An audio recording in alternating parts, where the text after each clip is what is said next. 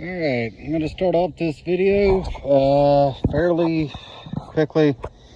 I know I said in one of my last videos about the homemade gravity fed deer feeder. Alright, so what you see here is basically your pipe that you use for the downspout off your gutters. You know, when they hit the ground, you want to run them underground. It's able to get, I don't know, 11, 12 feet of this for $13, $14 at Lowe's. Then you're gonna get you a cap that's on the end of that. Excuse me, grasshopper. And that's what's gonna seal the top of your deer feeder. I think this is a couple bucks and all that. Come down, and you could just do this with a regular angle one, but I chose to get the one, the bend to drain, to hook into the bottom of the pipe.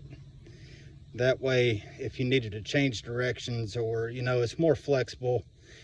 Hell, you could even extend it out and all that. And then at the bottom, instead of just leaving it open, I chose to use this little connector, you know, that'll go on the downspout of your gutter, and that'll give it a nice mouth down into there.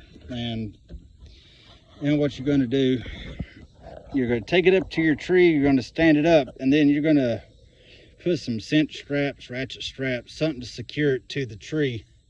Now make sure you have it straight up so it can gravity feed, and it's going to spill out a little when you go to filling it up.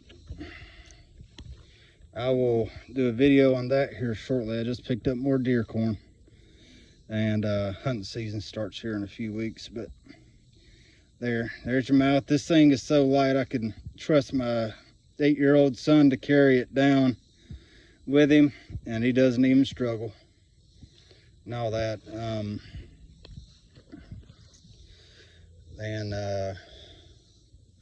That's pretty much how it is. It holds about 45, 50 pounds of corn.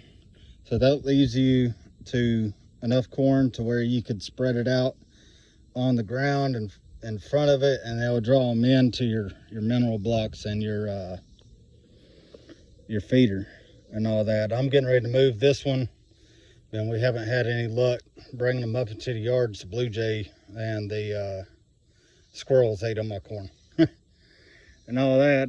And if you look over here, it started growing in the yard. Don't mind the tree. My chainsaw ain't big enough to get it, and it's got a 20-inch bar. So, all right, I'm rambling.